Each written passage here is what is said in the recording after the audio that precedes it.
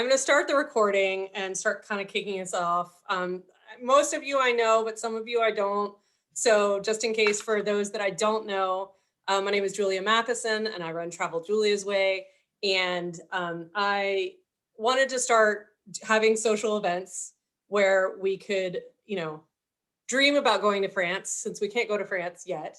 And so I thought of the Travel Salon, or I've called it the Travel Salon, thinking about the salons of the 18th century where, women kind of hosted parties in their living rooms and, invited artists and philosophers and politicians and talked all these great diverse subjects. And so that's what I sort of am trying to recreate a little bit virtually.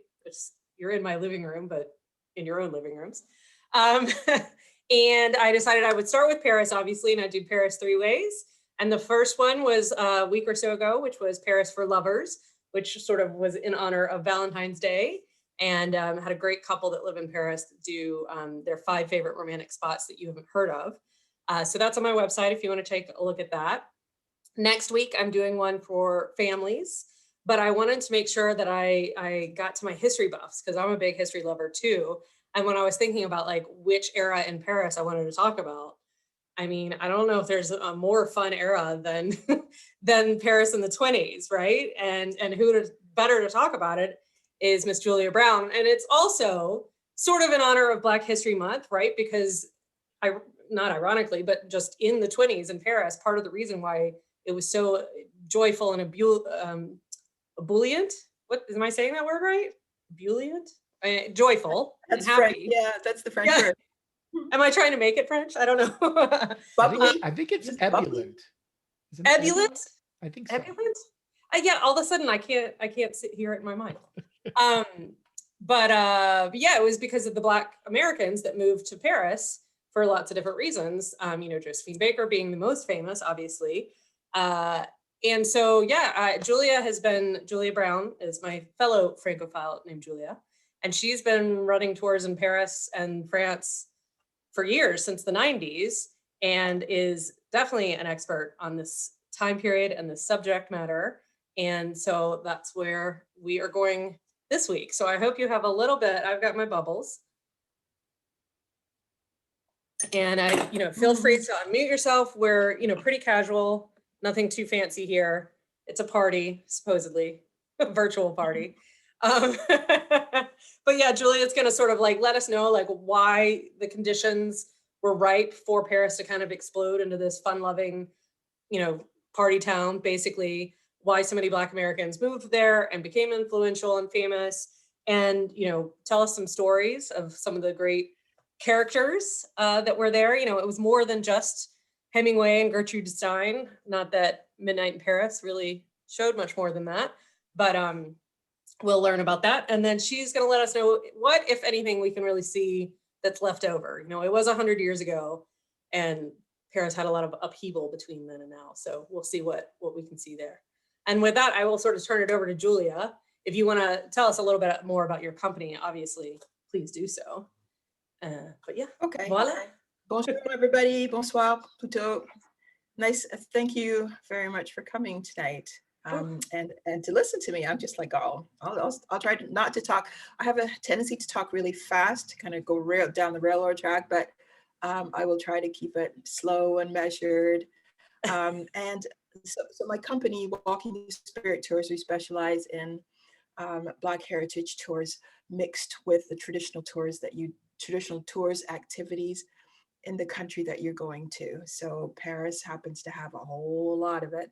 And I started doing these tours because in 1994, because I discovered that I had moved there in 1990, didn't know any American history there at all, no Black history, know nothing about the French colonialism, nothing.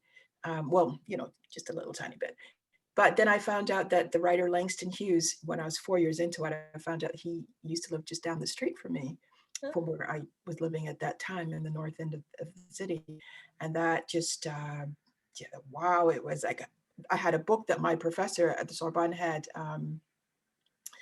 given me that he had written about. It was a street guide to African Americans in Paris. And I just walked around, and after discovering Langston Hughes's place, then I walked around and there's all this, like if the sidewalks could talk, if the walls could talk, if the bridges could talk, you know, they'd be like chatter. So there's a lot of Black history in Paris that we wouldn't normally think about. So that got me going. And I didn't start out. Which I didn't even really know. I mean, until a year or two probably ago, or I mean, when I met you, obviously, but you know, Paris, there's a Paris for everyone. And like you said, everywhere in Paris is so full of history, and it's so interesting and fun and exciting that there's all this Black history that we just really don't recognize, I don't think. So. Yeah, and I mean, because Paris used to be a land of a country where, or Paris, particularly a city where a lot of refugees and came from other different countries. So a lot of France's most famous, for example, you know, Simone Signoret, the actress. You've heard of her? And no, never heard of her? Okay. I haven't. And okay, heard of Marc Chagall, the painter? Of course, yes. Yeah, you will. Okay, so these are the tours you have to take in Paris, right? So, you know, so there's many people that are well known as, I called French, who've made their fame in France, but they're not actually from France. So that's the same as with the African American story. There's all these layers of people coming through. So the question is, why was Paris in the 1920s the kind of El Dorado for African Americans? As we go along, I'm going to show some slides. So you're not sitting here looking at my beautiful face the whole day and kind of gazing into my eyes. So something else to distract you, and then you can drink as much as you want when I put the slides on. And so as not to distract me. All right, so we're going to start. First, I'm going to start with just 20s. Paris in the 1920s, like just coming out of the war. Let me just start with a picture and I'll just give you kind of a little sense of what that looks like. Oops, wait a minute. Hold on, I forgot to share the screen. God, we've been doing these Zooms for so long, you'd think I'd figure out how this worked by now. Okay, I'm gonna share the screen. I think every time it's different, or every time, you know, it's an adventure. Okay, we're gonna start. Perfect. And here, all right. So Paris, the Jazz Age, is what the 1920s are called. So you all that, called the Roaring 20s. In French, this is the French lesson time. Les années folles or le tumulte noir. So there were all kinds of names for it, and it all meant one thing: big fun. If you had the money for it, because it was really the wealthy people that were having all the fun, actually. Obviously. So, that's always the case, unfortunately, right? We are going to go. Yeah, we're going to go, well, until the 1929 crash, and then that party was over. So it was a good couple of years. But on this tour, where I'm going to take you, we're going to take you to the north end of Paris. You see where it says the first red arrow, it says Black Montmartre and Sacré-Cœur right behind it. So that's the north end of the city. But let me stop and ask you, how many people have been to Paris? Most people? Julia, can you do a count for me? Because I can't. Yeah, let's see. I think it's almost everybody, not quite everybody, but most people. Yeah. Okay, so I won't take anything for granted then. So at the north end of the city where it says Montmartre, you'll see the Sacré-Cœur and all that. That's where jazz first started, and that's where the big crunch of the 1920s was. But then on this one we're talking tonight, we're also going to go down to the south end of the city, Montparnasse, because that's where the 20s really had it was kind of all over, but these are the big key pieces. So this photograph kind of gives you a mood. It's a modern photograph, but we've just, doctored the picture. Oh. It gives you a sense of, this is Paris, the postcard. This is, what was the mood in Paris right when the 1920s are starting? A little bit glauque, a little bit dark. It's because they're coming out of the World War, right? There's the war has been raging across France since 1914. 1918, the war finally ends, but things don't just go back to normal as they were before. People had been deprived for 4 years. There hadn't been enough food to eat. A lot of, over 500,000 men were killed. So it was a really kind of a dark place to be. So this picture kind of gives that sense of, when we're going into the 1920s, what do people want? Just like when we will get out of this pandemic, they want to party, right? And that's why the 20s became that explosion, because there was that pent up. So do we feel like we've been here before? I know, isn't it funny that it's 100 years later? Let's follow the book. Let's follow the game book here. So there's this pent up demand for just letting go, for being free, for, just kicking up the heels, because, during the war, people weren't allowed to dance because it was really frowned upon to dance and to look like you were having fun. So, there was no dance, nothing like that. So it was a period, as I said, like people had been starving for 4 years. And so when the 1920s started rolling into the 20, 24, 25, there was this influence that came at, hold on a second, we'll just go forward a bit.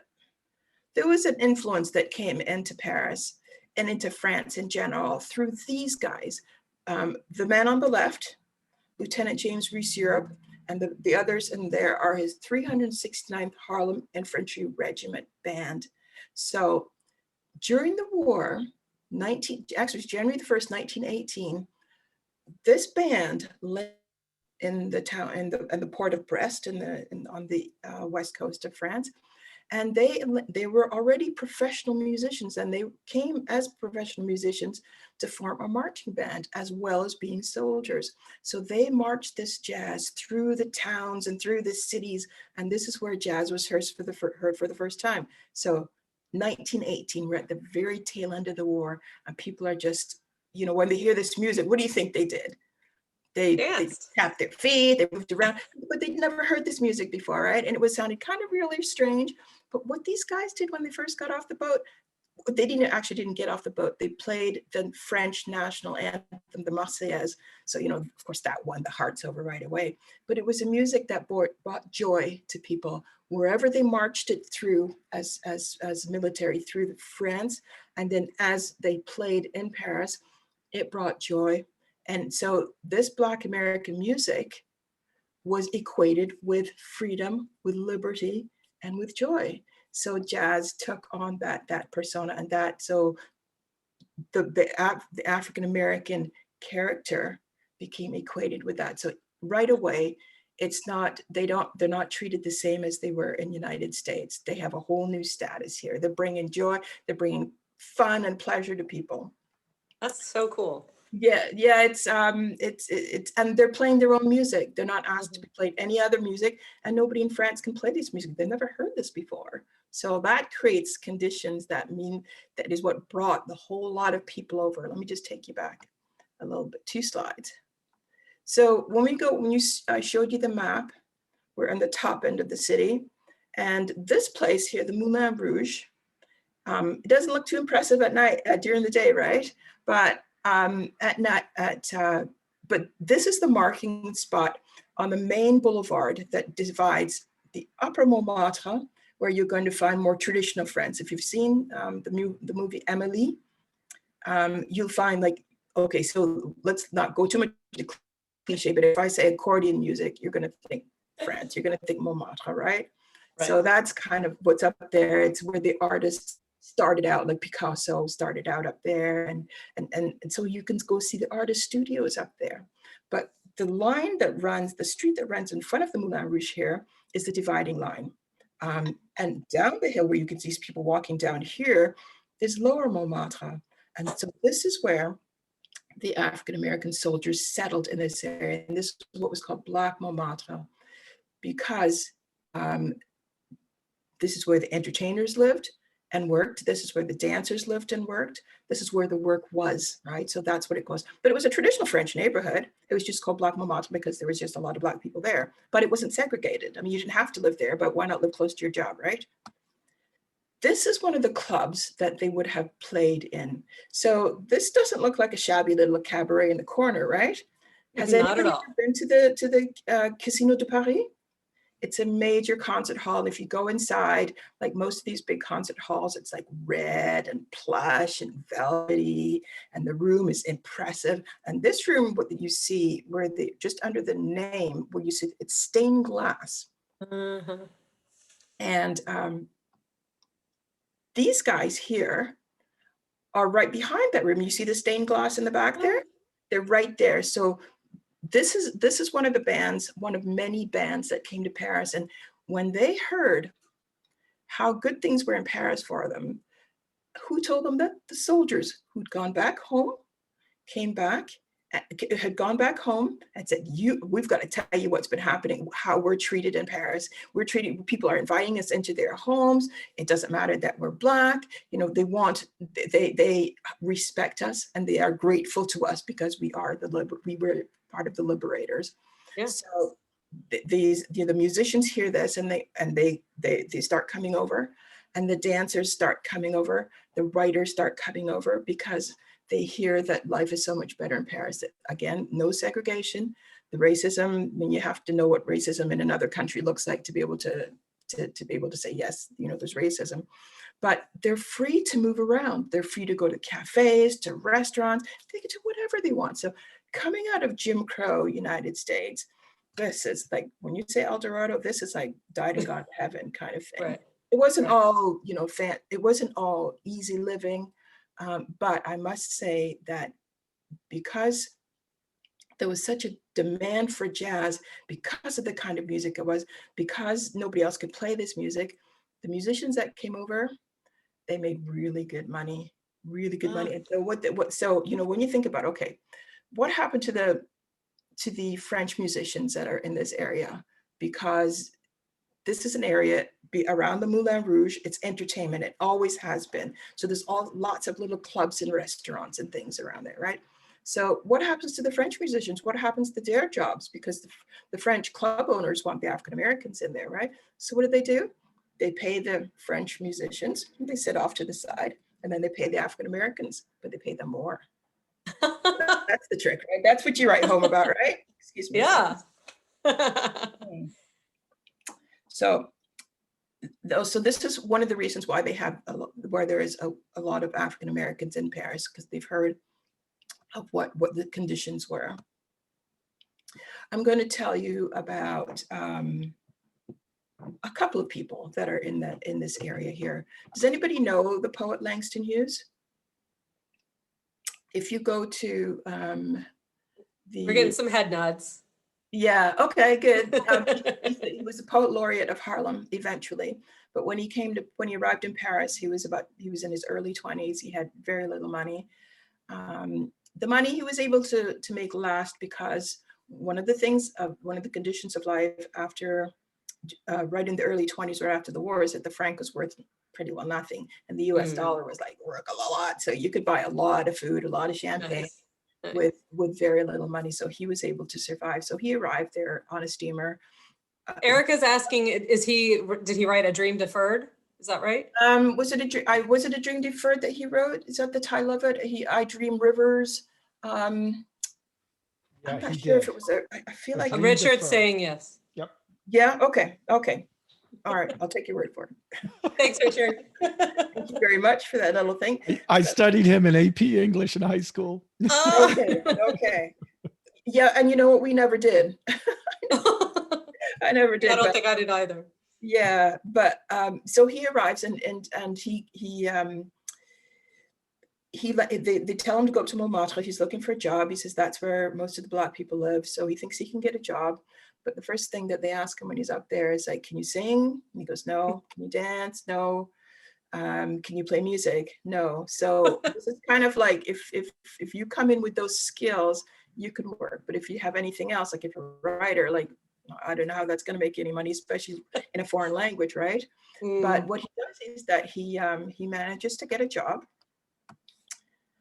through this man here. So this man here, Eugene Boulard, he was the first African-American trained as a combat pilot, and he was trained by the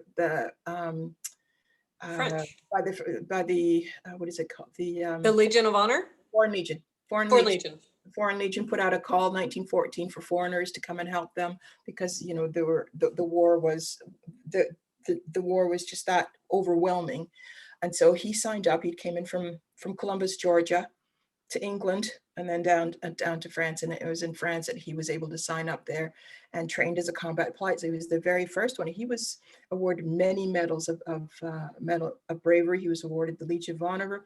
He was awarded French citizenship for his duty, for his military work. He fought in the Battle of Verdun, which was one of the bloodiest.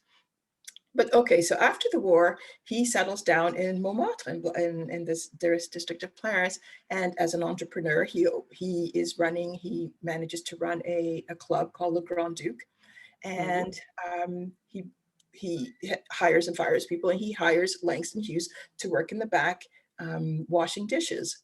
Oh. So, as he's washing dishes, there's something else that's happening to Langston Hughes, and it's through the next person I'm going to tell you about.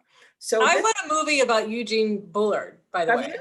I had there isn't one, but I think there should be, because I had never heard of him until a couple weeks ago. In sort of prep for this, I took a class about this period, and I heard all about him, and I was like, well, where's the movie about his life?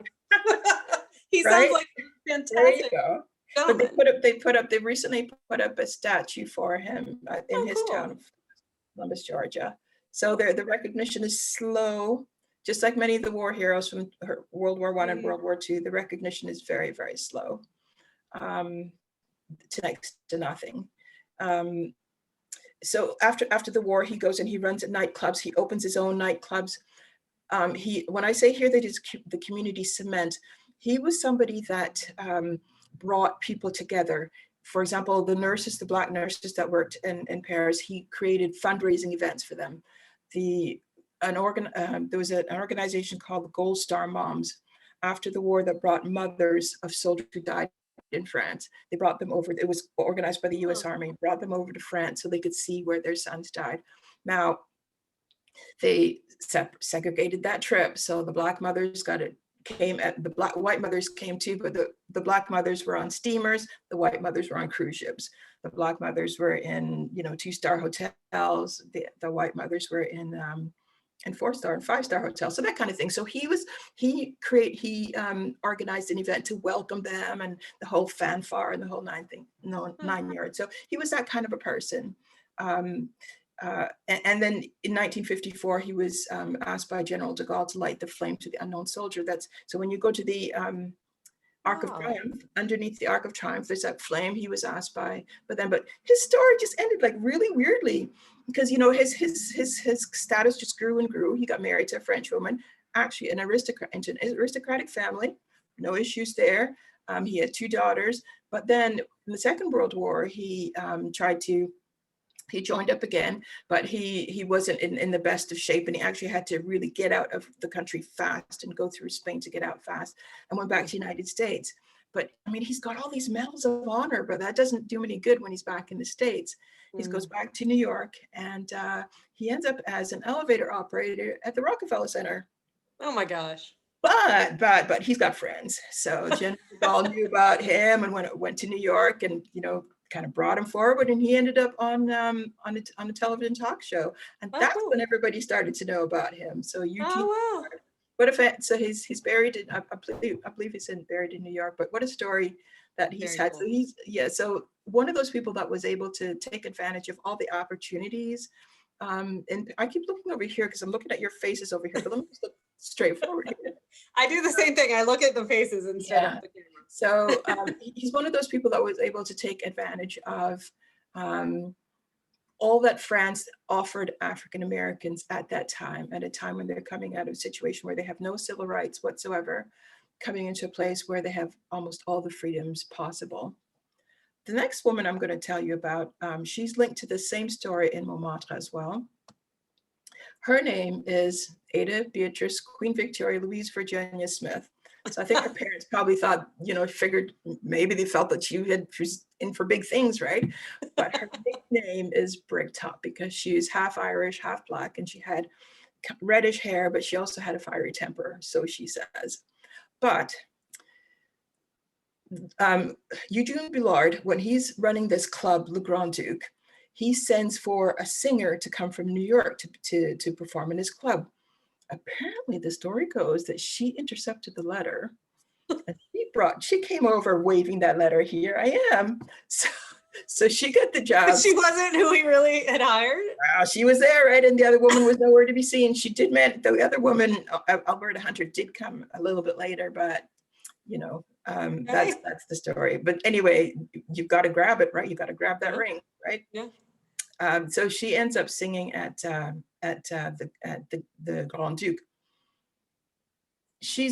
When she arrives, she thinks when she arrives, she thinks it's going to be a great big fancy club like she's heard, but as it turns out, it's a tiny little place. It's like barely 15 tables. Oh. So she thinks her feet are tired. You know, she's just arrived, and you could look from her, see her shoes. The shoes at the time weren't all that comfortable. So she sits down. She's just almost ready to get back on the boat. A young fellow comes from the back and brings her a cup of tea, and it's Langston Hughes who's working in the back. Oh. So their kind of exchange continues a little further. She gets up and she sings, she performs, and he's in the back washing the dishes, and he's listening to her sing, and he starts writing this new kind of poetry. When he goes back to his room up at Plastic Clichy, he's got a little room on the top floor. And he starts writing this poetry and eventually calls it jazz poetry. So that's where jazz poetry was created, in this little club run by Eugene Boulard, hosted by Bricktop, and then he's in the back. So there's, Wow. When you walk around Paris, you walk around and everything eventually starts looking the same. They're just old looking buildings, and you can, like I said, if the walls could talk, there are so many stories. So you see the plaques on the wall that somebody was here, the street was named after this person, but then again, they're still not telling. There's so many stories, so many stories to be told. That's so cool. So is jazz poetry like a precursor to like spoken word kind of stuff? Oh, well, yeah, well before. It's just he's putting words to the rhythms, but using jazz music, and then the words have that same rhythm, and they're referring to the music as well. Cool, very cool. This picture. Sorry, what he refers to in his jazz poetry is the kind of people that he was seeing all around him. So at Bricktops, when she eventually moved from the Grand Duke across the street and opened a big fancy place of her own. Good for her. Yeah, right. As you can see in this picture, there are all kinds of people here. So the Jim Crow laws did not apply in France unless you applied them yourself. So you have people like in the middle, the guy in the suit is Cole Porter, who is the songwriter, and he writes songs for Bricktop. There's a song called Miss Otis Regrets that he writes for her. But so he's one of the people that are there. F. Scott Fitzgerald hangs around there. Ernest Hemingway hangs around there. The aristocracy from Britain hangs around there. She teaches them to do the Charleston in the back room. So it's a place where Paris, especially Montmartre in the 1920s, is a place where everybody mixes, right?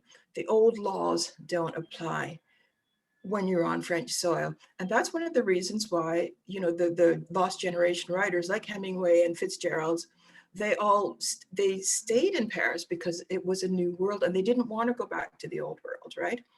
So you have this mixing of people, but also Bricktops is a place where women, you see the woman on the right-hand side, on the very right-hand side, Alberta Hunter, she was the one that was supposed to have this gig actually. So there were women traveling by themselves at the time, and they could go to Bricktops, and it was a safe place to be, right? So she was a good friend to most people, but if you were in Bricktops, there was nothing that could happen to you there. So, and it was like she was like in a little cocoon, her own little world there. So it was she was the queen. They called Josephine Baker the queen of Parisian nights, but she was the queen of Montmartre. She went on to excuse me a second. I mean, like how she's not as famous as Josephine Baker is. Well, you know what? It was a dog eat dog world. You had everything possible, and then you had to have that little thing. And Josephine Baker had that little thing because they used to call her the it girl. So let's talk about Josephine. Does anybody have any questions about what I'm saying so far? Nothing in the chat. Okay. But I'm monitoring that. So if you want to pop it in the chat, okay, go for it, and I'll interrupt. So I'm talking about people that Aaron says this is all so super interesting. So yay. Okay. When you're walking around Montmartre today, you won't see too much. You'll see some little things, but I'm going to show you one or two little things you'll see. Let's go on to Josephine. Up the street from, you saw the picture of the Casino de Paris, around the corner to Bricktops, Josephine had her own club, her own restaurant. It was called Chez Josephine. It was 1927. And she'd been in Paris 2 years. She arrived in 1925. She was 19 years old. She's 21 now. This is her place, right? And Sure. yes. I mean, that's what every immigrant does when they come to a country, right? Paris, it was opportunity here. You really had to seize it when you arrived there. She was a showgirl when she arrived, right? Doing kind of nude dancing and all kinds of things. But from her very first shows, she had that little something special, that extra. We're gonna go into that in a second, but I just want to point out some of the people in the picture here. The fellow on the left, on the right, on her right, his name is Giuseppe Apatino. The Count Giuseppe Apatino, he said, is how he introduced himself. We don't know if he's really a count, but we do know that he was very good as an entrepreneur as well, but as a marketer. And he had Josephine Baker's her best interest at heart. So those two got together and they decided to make Josephine something else more than she was. So she went from being a showgirl. 2 years later, she's got her own restaurant. But he gets, between the two of them, they decide she's going to have French lessons. So she learns to speak French. She dresses differently. So she's the designer. She starts wearing designer clothing. She gets elocution lessons for the way she speaks, the way she walks, just everything about her. But I'm going to show you a little bit more. Hold on a second. This is one of her shows in 1930s. You've been there a few years. That's one of the pictures I used for the ad. Oh, okay. I thought it was so beautiful.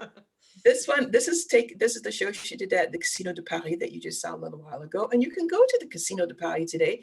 They have shows going all the time there. And every once in a while with a group, I've been able to go in, like kind of sneak in when, like if there's a show going on and there's a lot of people masked around the door, you can sneak in a little bit. If you don't have a mask crowd, like maybe 5 people, and then we can show them, then we can go up to the up the balcony and you can see down into the hall, into the stage. Anyway, so this is so you can go to shows there today if you ever wanted to just look on the marquee and see who's playing. So this is outside her restaurant that I just showed you. So on the right hand side, the fellow you can see his hand, he's one of our guides. And right behind him is where the restaurant was. And above it is a sign that says, and it just went up in 2018, this one. So it says, she's artist of music hall, which was the type of entertainment that they did at the time.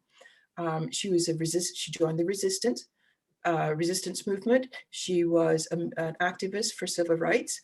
She had a cabaret here from 1926 to 1928. She had a cook that was an African-American woman who was a cook who cooked African-American cuisine, but also cordon bleu. So something for everybody. And she promoted the spread of jazz and African-American culture. And that's what she's remembered for at this site. The other one on the other side is for the surrealist that used to have his home in this building as well. So this area is full of artistic and creative activities and subversive activities as well. So this is a group, and that's in Montmartre, sort of, or that Pigalle area. Just down the hill from the Moulin Rouge, like just a quick run down the hill. So this is Josephine as she progresses. She becomes a great diva. All the designers kind of fight over who's going to dress her. And so, after the Second World War, when there is no money to buy gowns and designer wear, she wears all these different dresses of all these different designers, and she helps to promote their work so that the design industry continues. When I mentioned that she and Pepito Abatino had lots of marketing ideas for her, this was one of them, this product called Baker Fix. And you put it plaque your hair, Oh, flatten yeah. it down, something I could probably use. I could use And then them they too. had a little curve in the middle. So all the women wore their hair like this, and it was called Baker fix. But it says here it's to flatten your hair without leaving dandruff and making it smooth and shiny. I mean, who doesn't want that? Yeah, who doesn't want that? But women followed her fashion. She was a fashion icon. She was a model of the 1920s modern woman. So she was the very first Black superstar, and it didn't matter. It didn't count that she was Black. That actually was part of her cachet, that she was Black. Julia, that Yeah. look is very familiar to me for that period. Did it start in Paris and then make its way to the United States? Absolutely. Yep. This is Josephine Baker's look. Got it. This is her signature look. Because especially in the 20s, it was still very much, Paris was still, I would imagine, the height of fashion, right? And I mean, even today, what happens in Paris makes its way to America, Yeah. so even Fashion even and art. Yeah. Yeah. You remember the days when you used to wonder what was the fashion in Paris or in London, and it would take a year or two for it to reach North America? Do you remember those days? Well, No? Well, all right then. Take my word for it. Take my word for it. okay. Okay. So this is one of the fashions as well in the 1920s. It was called the Boudoir Doll. So you see these dolls at the bottom here. Women used to have dolls made of their favorite, of their either character or personality. And the one you see Josephine Baker here, the one on the very sort of on the left-hand side, and you see the clown, Pierrot the clown on the left-hand side. And women, you'd have these in their boudoirs, in their private like dressing rooms, and they would actually play with them. They would take them to clubs and everything like this. Adult women. Yeah, adult women. So this wasn't limited to France. This was limited to Europe, and then it was in America as well.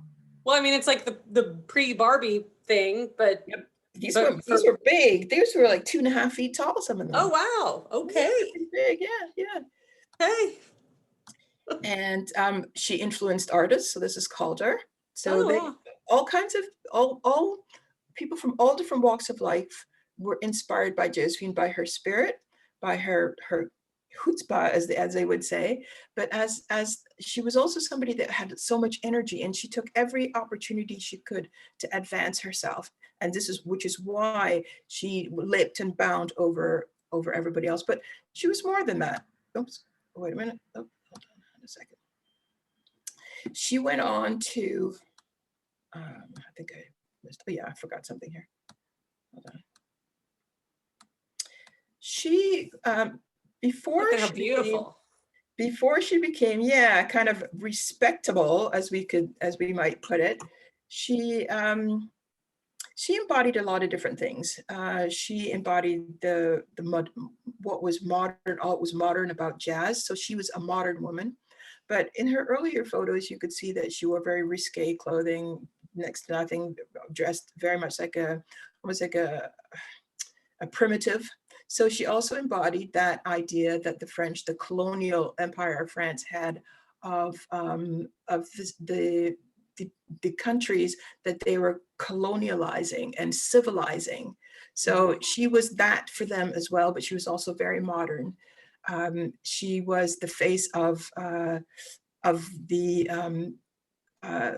France's conquests everywhere. So because at this time France was still, in Northern Africa very much, still in Southeast Asia very much. Yep, very much so. She embodied all of that. The only thing she never embodied for the French was like in any movies she was in or anything like that. She was never an American. She was always something foreign. So she was everything to everybody.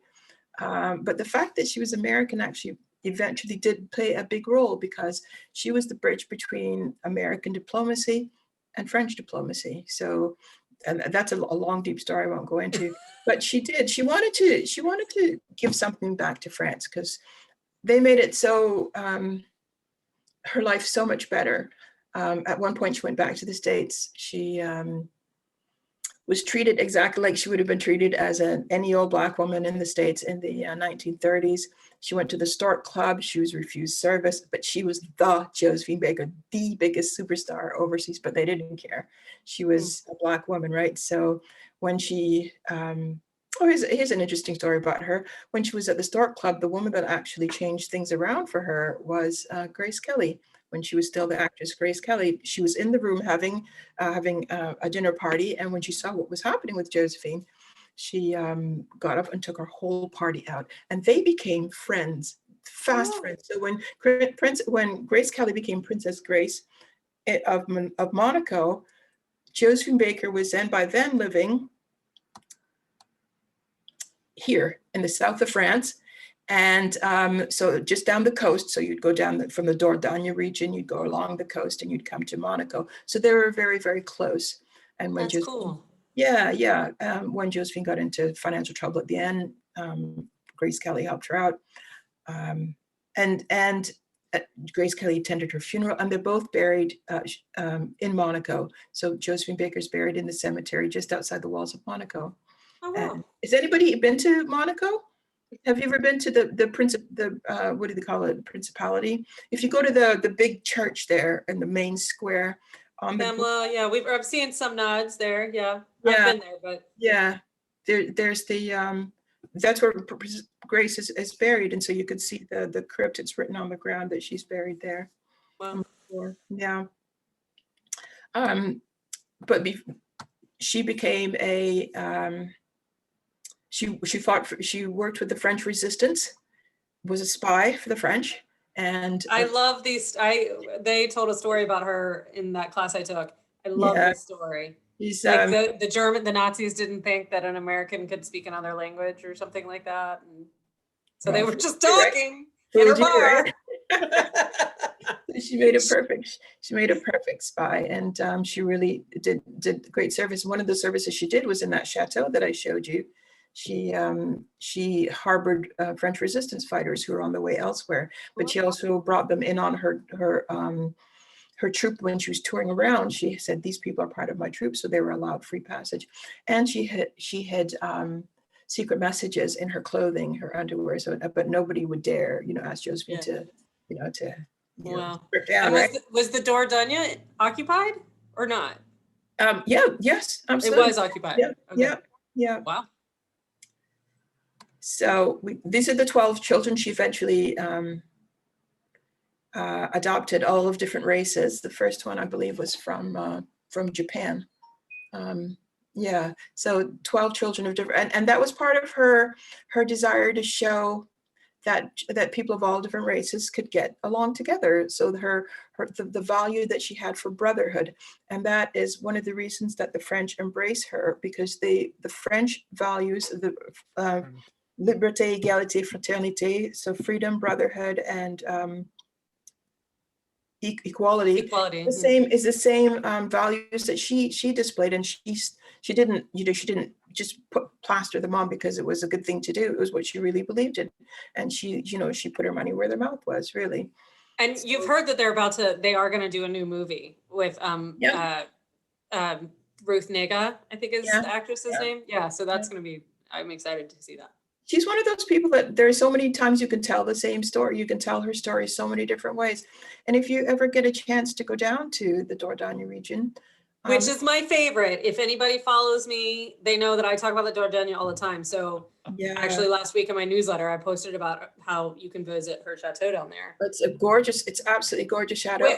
Where is it? Kind of give or take? It's called the Chateau de Milande. Mm-hmm. And it is Castelnau. Okay. It's a tiny place, but we usually stay in Sarlat when we go there. Okay, it is close to Sarlat. Yeah, and then it's about half an hour drive out. So. Oh, that's true. Pamela just asked. I wonder where some of those kids are today. That would be an interesting. Okay. Yeah. Oh, Julia knows. I'll come back to that. Okay. Remind me at the end. So they're okay. The chateau, and it's wonderful. It's beautiful. The woman that runs it, she's about maybe 45 or so. Actually, the French TV is showing a program on the chateau next week. I think it's going to be the end of next week. Cool. And the woman who runs the chateau, you'll see her in there. And she said, she said, I've spoken to her several times when I've taken groups down there, and she says that sometimes when she's sitting in the chateau, because she lives in half of it and the other half is the What you tour, the museum part? museum part of it. Yeah. She says that sometimes she's sitting there and she can feel Josephine Baker's ghost there around Oh. her. So she's very, very close to her. Uh-huh. She named one of her sons, Joseph, after Josephine. So there's, you know, again, the old walls, it's really worth a visit if you get a chance to go down there. And I'm so mad at myself because I love the Dordogne, and I spent, I don't know, 3 or 4 nights there on a recent trip. And I didn't know about this, and I didn't go see it. And I'm like, I went and saw other chateaux, like the movie Ever After was filmed a lot there. And of course I went to the prehistoric caves, but I mean, how did I miss Josephine Baker's house? I'm disgusted with myself. I needed a better travel advisor. Well, hello. It just, no, actually, you know how it is in certain countries, you keep going back and you keep going back, and there's so many different things to see, so many layers that you can't see everything all at once, right? Right. So Yeah. when you're going down from Paris, I always tell people, you know, give yourself 3 days. You know, you take the train down, you get there mid-afternoon, then you kind of check out the town of Sarlat. The next day you go out to the chateau, you tour the chateau, you have a lovely lunch. They have in the garden there. And then they have the birds of prey show, and you walk around a little bit. You come back into town. And the next day, if you go on a weekend, you'll have that beautiful Saturday market that spreads all through town. So it's through the center, all the little old medieval streets, and then down the side streets around the city, the town hall. And oh my goodness, it's really, you got to give yourself 3 days at least, minimum. At least. Yeah. It's a beautiful trip. It really is. Great. So that is Josephine. Now we're going to go from the top down to the bottom to Montparnasse, because Montparnasse is an area where the 1920s was just as fervent and just as lively, but it was a different crowd. So let's say, and that's where I went when I did my study abroad when I was in undergrad. It was right in Montparnasse area. Where did you study? Where did you study there?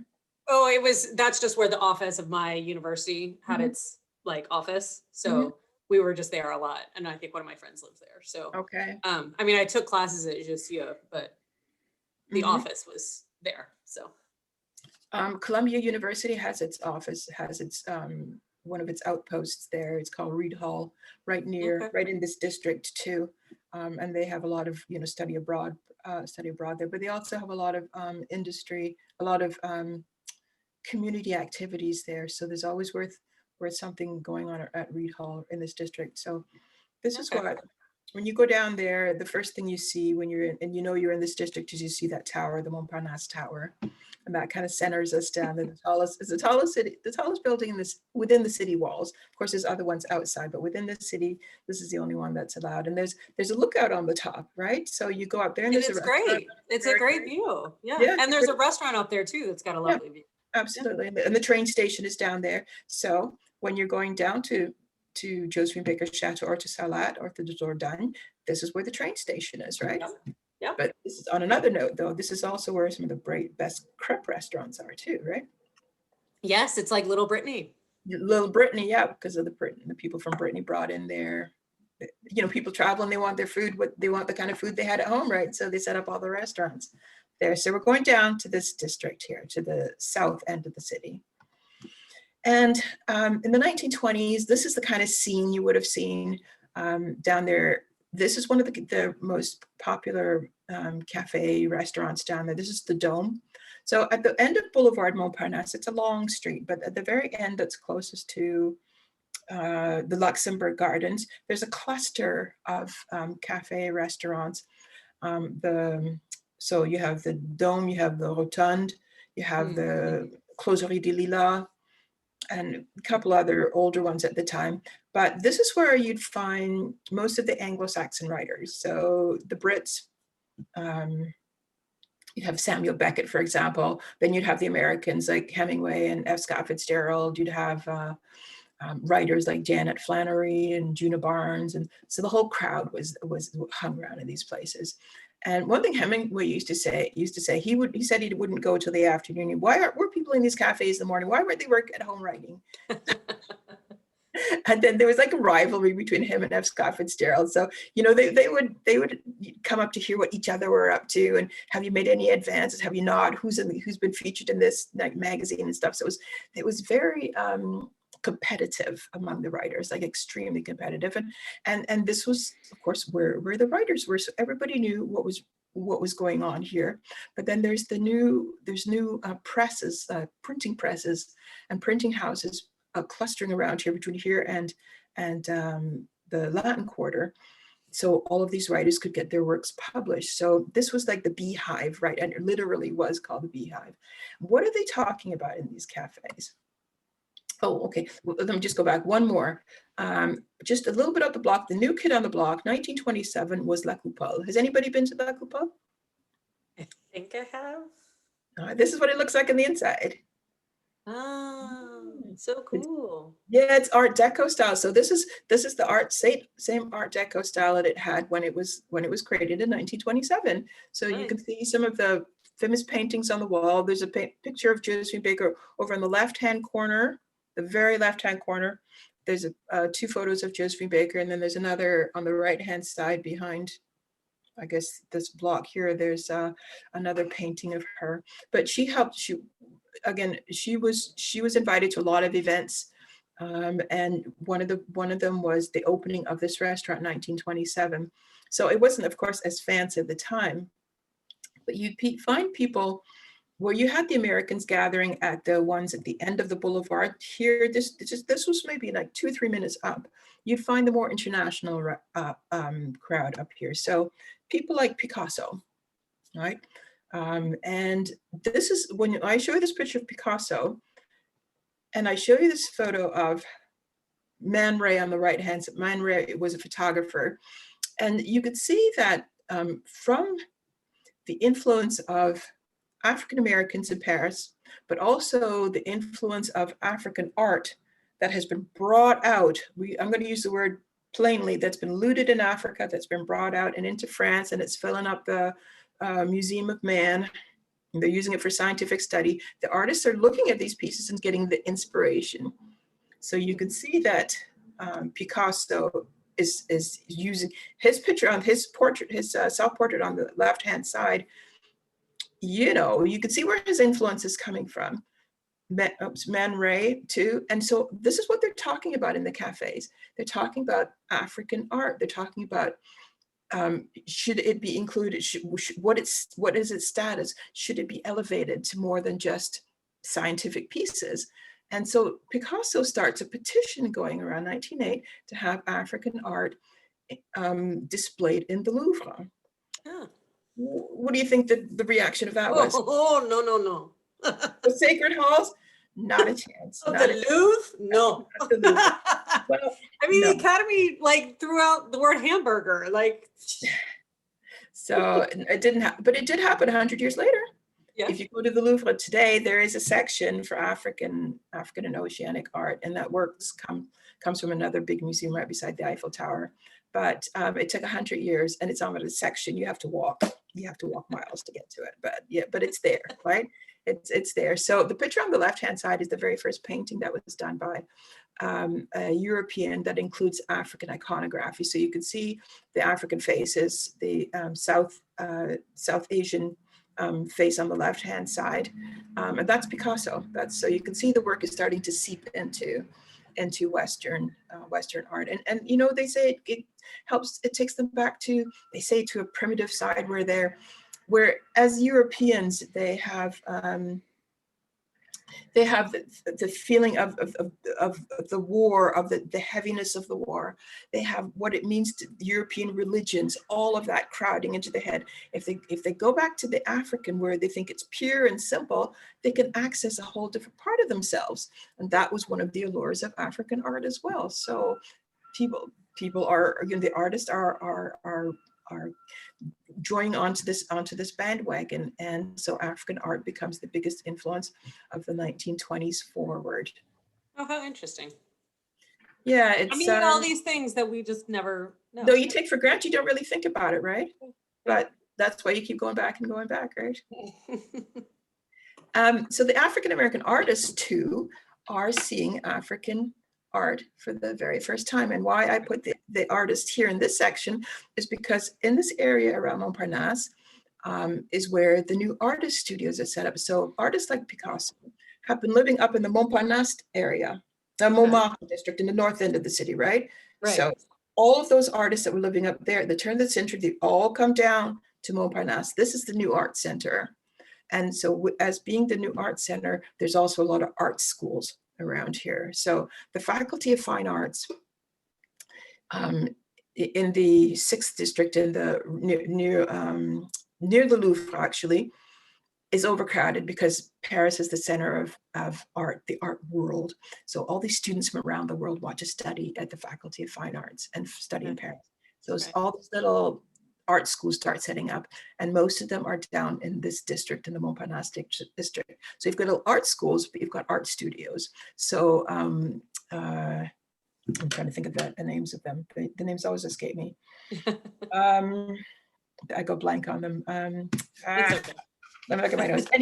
Anyway, all the major artists are down in this area here, but also you have African Americans in this area going to school for art. They're not hanging around in the cafes talking about literature and whatever else.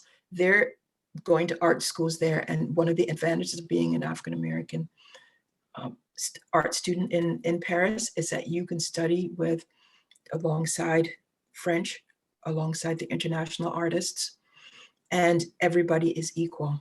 So you have the same opportunities. There's again no segregation, none of that as it was in the United States. So they've refined their craft, and many of them are only there for maybe 2 years because they're on grants or bursaries, and so they can't stay that long, but they get just enough. And one of the things that one of the artists gets, Elizabeth Prophet on the right-hand side here, she's actually here for 12 years, but she sees African art for the first time in Paris. And she is so inspired that she says, finally, I see Africans and I see heads of thoughts and reflection and intelligence. And this inspires her to start painting, to start sculpting African heads and paints and pieces like that. Other artists in Paris paint what they see everyday life. So Archibald Motley paints his street scenes. Henry Tanner, who's the first African-American artist in Paris, he paints all around Paris, but also he moves up the Seine into what's the Picardy region. Lois Mailou Jones paints all around Paris. She paints preferably in Montparnasse, and you see her on the right-hand side there, where she's painting along the river. And there's no aggression, there's nothing, they just get on with their work. And then they go back home. She was a professor at Howard University.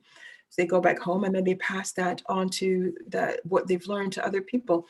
Elizabeth Prophet, that I mentioned just a minute ago, she went, and when she went back to the United States in about 1934, she co-founded the first visual arts department at Spelman College.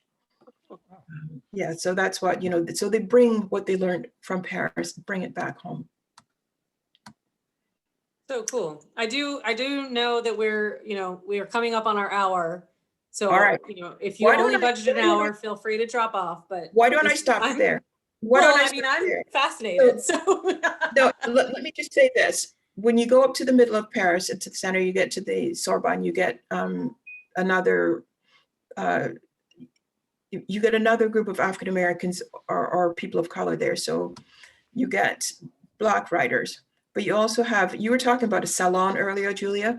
These two women had a literary salon in Paris. They were from Martinique, and they brought the Harlem Renaissance writers together in the 20s with the Negritude movement writers. So this is the first time that the French writers and the American writers come together, thanks to these women. That's so cool. Well, and I know that the movement continued after the war, like if you look at the 60s, the 68 was as big of a year in France as it was in the US. And, people like Richard Baldwin, were huge. So absolutely. There are so many more similarities between France and the US than I think that people realize. I think it's really fascinating.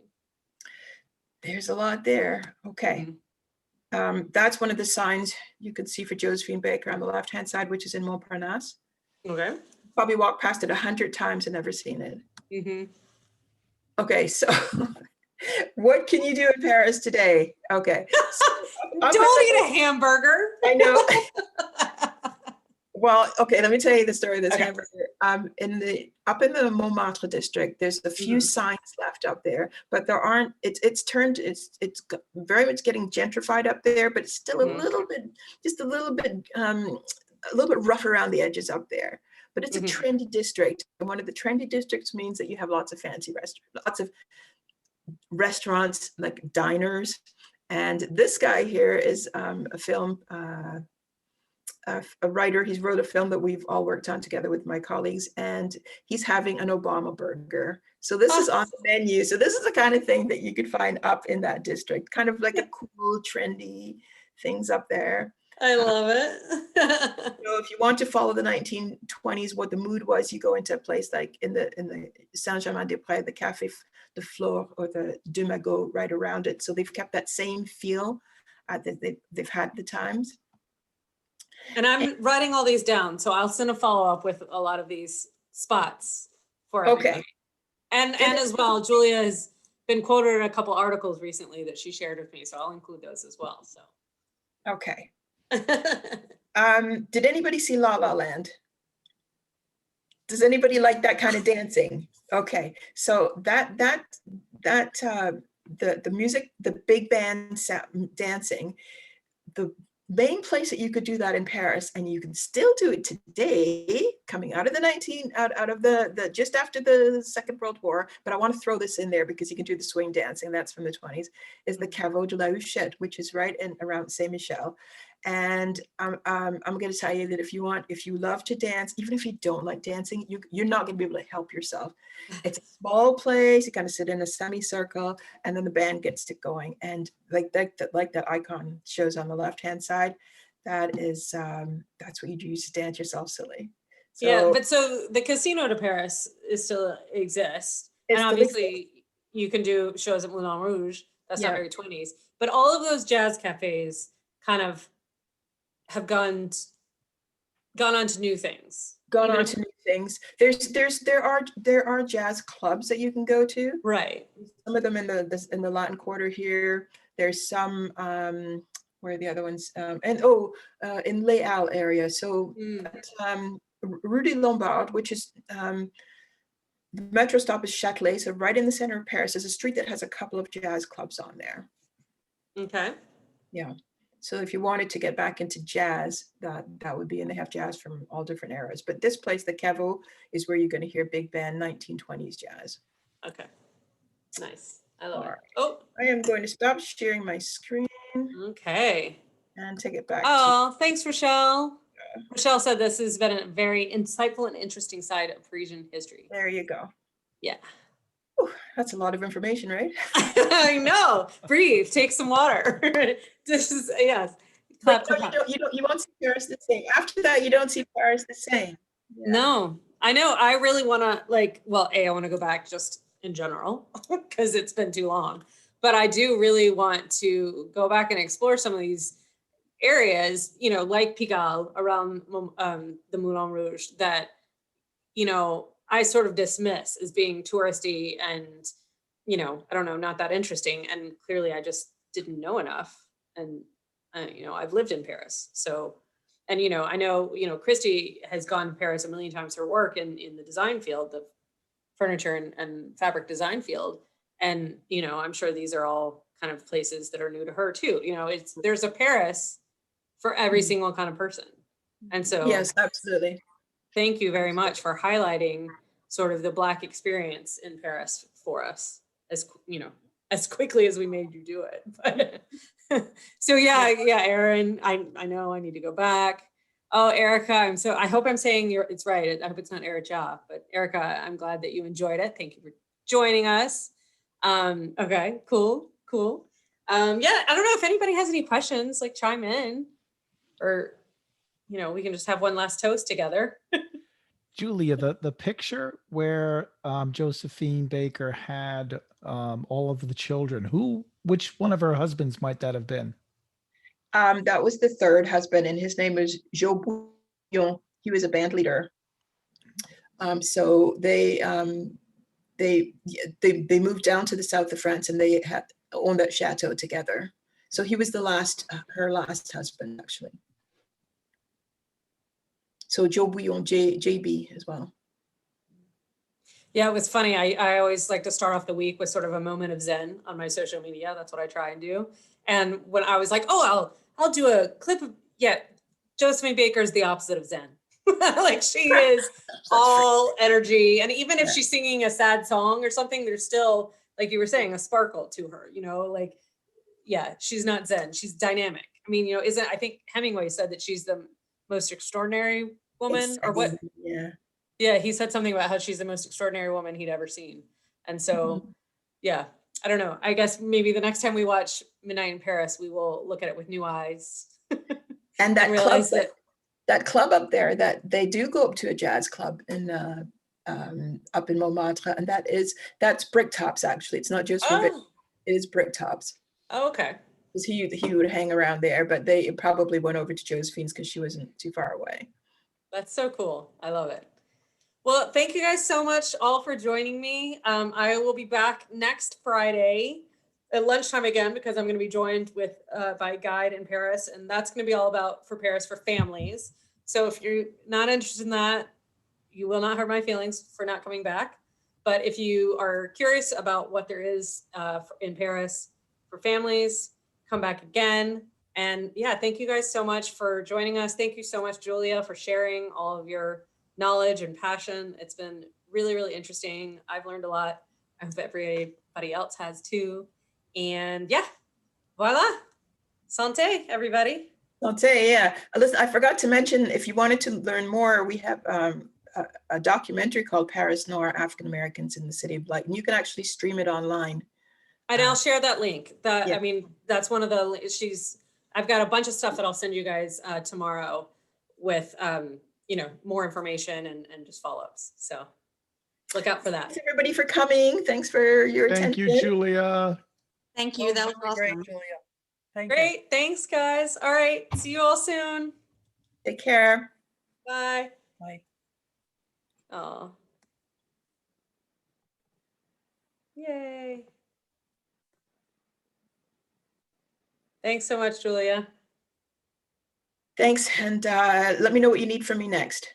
Okay, I will. Okay, if you need any links or whatever.